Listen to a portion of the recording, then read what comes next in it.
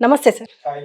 Sir ఇప్పుడు రేవంత్ రెడ్డి ఆహ్, కీరవాణిని కలవడానికెళ్లారు. Because of ఒక సాంగ్ మన తెలంగాణకు సంబంధించి తెలంగాణ గీతాన్ని ఆహ్, తీసుకురావాలి. ఈ నెలలో ఖచ్చితంగా సోనియా గాంధీ లేదా రాహుల్ గాంధీ చేతుల మీదుగా దాన్ని రిలీజ్ చేయాలి అని చెప్పేసి ఫిక్స్ అయ్యారు. దానికి సంబంధించి వర్క్స్ కూడా జరుగుతున్నాయి. కానీ ఒక నెగెటివ్ కామెంట్ ఏంటంటే, అంటే వేరే రాష్ట్రం వాళ్ళకి మన గీతాన్ని అప్పజెప్పడం ఏంటి? వాళ్ళ దగ్గర మ్యూజిక్ చేయించుకోవడం ఏంటి? అని జెప్పేసి మాట్లాడుతున్నారు. దీని గురించి మీరేమంటారు? యాక్చువల్‌గా ఈ తారతమ్యాలు తీసుకొచ్చే వాళ్ళని ఒకసారి వార్న్ చేయాలి. వేరే రాష్ట్రం అయ్యేముందు ఇది ఏ రాష్ట్రం ఇది? ఆంధ్రప్రదేశ్ కదా! దాని తర్వాత సెపరేట్ రాష్ట్రం కొన్ని కారణాల వల్ల కావాలని అడిగితే సెపరేట్ రాష్ట్రం వచ్చింది కాంగ్రెస్ గవర్నమెంట్. ఇప్పుడు కాంగ్రెస్ గవర్నమెంట్ ఉంది కాబట్టి మళ్ళా ఎవరు దీన్ని అభివృద్ధి చేయాలి? కాంగ్రెస్‌లో ఉన్నవాళ్ళు చేయాలి. So Revanth Reddy representing Congress as chief minister of Telangana. ఇందులో ఉన్న 2 తెలుగు రాష్ట్రాలు కదా!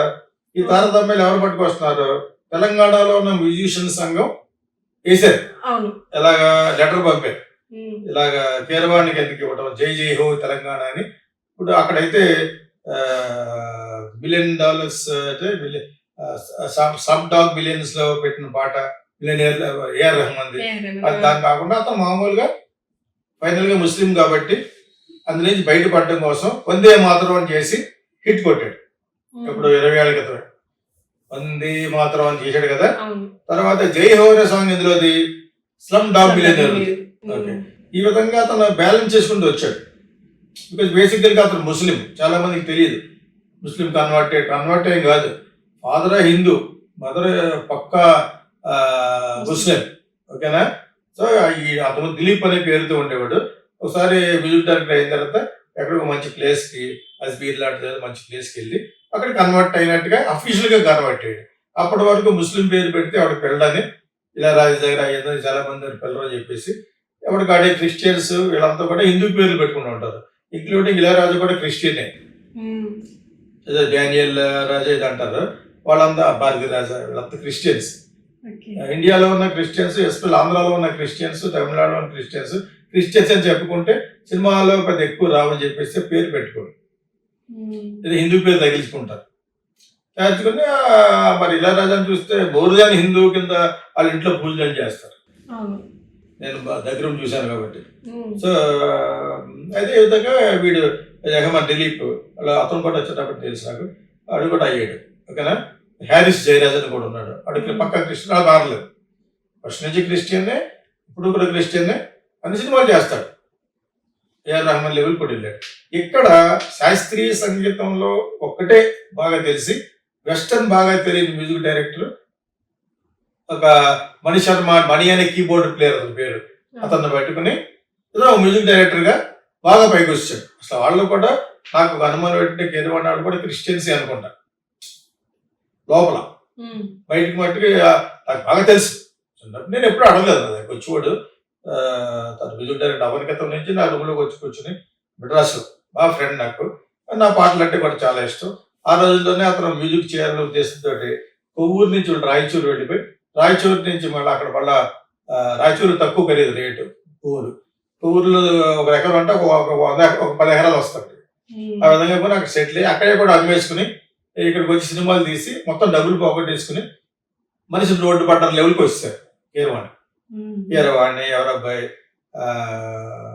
ఆయన కూడా నాకు బాగా పరిచయం పడ్డ పెయింటర్. ఆయన వాళ్ళంతా కూడా కళాకారుల కుటుంబం. మొత్తానికి శాస్త్రీయ సంగీతంలో బాగా తెలుసు అతనికి. ఓకే, సో ఆ శాస్త్రీయ సంగీతంలో పాటలు మటుకు చాలా బాగా చేస్తాడు. కేవి మహాదేవన్ అంటే బాగా ఇన్ఫ్లుయెన్స్ ఉంది.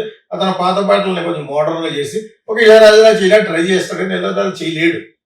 ఇళయరాజా యొక్క కిక్ వేరేది, కానీ టోటల్ గా సాంగ్ ను బాగా చేయగలడు అని కొన్ని సినిమాల్లో వెస్ట్రన్ సాంగ్స్ కూడా కాపీ కొట్టి బాగా చేసే రోజులు వచ్చేసి. క్రిమినల్ అనే సినిమాలో అది పక్కా వెస్ట్రన్ సాంగ్. తెలుసా మనసు అదే ఒక నేను సినిమా చూడలేదు, కానీ కొన్ని మంచి పాటలు చేశాడు యాక్చువల్గా. నాకు బాగా ఫ్రెండ్ కూడా. సో నేను ఎప్పుడు సరదాగా అందరూ కూడా సినిమా చేద్దాం అంటే మీకు ఇళయరాజా పెద్ద ఫ్యాన్ కదా, ఆ టైంలో చెప్తూ ఉంటాడు యాక్చువల్గా. అదర్వైజ్ ఇది వర్ది, చాలా వర్ది ఉన్న ఇది. మీ ఇక్కడ మా అనేదానికంటే తెలంగాణ తెలుగు కూడా తెలుగు రాష్ట్రాలు ఆంధ్ర దాన్ని సెపరేట్ చేసి ఇక్కడ ఫిలిం ఛాంబర్ పెట్టారు, అదేం క్లిక్ అవ్వలేదు. తెలంగాణ ఫిలిం ఛాంబర్ పెట్టారు, అది ఆడమంటే అదేవిధంగా ఆంధ్రాలో వాళ్ళను హైదరాబాద్లో ఉన్నటువంటి 3 ఫిలిం ఛాంబర్ పెట్టారు అక్కడ విజయవాడలో. ఏముంది, వెళ్ళి రిజిస్టర్ ల్యాబ్ ఆఫీస్లో రిజిస్టర్ చేసుకుంటే పేరు రిజిస్టర్ అవుతుంది. ఏం గవర్నమెంట్ ఏం కాదు, ఇక్కడ ఫిలిం ఛాంబర్ కూడా గవర్నమెంట్ ఏం కాదు, ఈ 24 క్రాఫ్ట్స్ కూడా గవర్నమెంట్ సంబంధించింది కాదు, ఒక ట్రేడ్ యూనియన్స్ లాగా అనమాట. అటువంటి ట్రేడ్ యూనియన్స్ లెక్క చేయలేదు కేసీఆర్.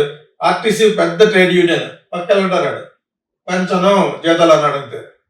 2 నెలలు సఫర్ అయ్యి మళ్ళా కాళ్ళ దగ్గరికి వస్తే ఇచ్చాడు. మీరు పెంచుకున్నప్పుడల్లా పెంచేయడానికి జగన్ కాదు కదా, అలా పెంచితే ఎక్కడ ఏమైపోతే ట్రెజర్ అతను ఓట్ల కోసం అలా పెంచేవాడు. వీళ్ళకి అలా పెంచుకున్నప్పుడు పెంచేస్తే ఇంక రాష్ట్రంలో డబ్బులు ఎక్కడికి వెళ్తాయి, ఇవ్వకపోతే చేస్తే అప్పులు పోలవకపోతే చేస్తాయి. దాని చేత ఇవన్నీ కూడా దృష్టిలో పెట్టుకుని తెలంగాణ రాష్ట్రంలో కాంగ్రెస్ హెడ్ సోనియా గాంధీని పట్టుకొచ్చి ఆవిడకి ఒక బ్రహ్మరథం పట్టినట్టుగా ఒక సన్మానం చేసి ఒక ఆహారం ఇచ్చి నేను కాంగ్రెస్ మనిషినే అని. ఇంకా కొంతమంది ఈ కాంగ్రెస్ కాదు రేవంత్ రెడ్డి మెయిన్ తెలుగుదేశం అని చేత ఏ టైంలో మీకు దెబ్బేసి మోడీ దగ్గరికి వెళ్ళిపోతాడు అని సెపరేట్ చేయడానికి చూస్తారు ఇక్కడ.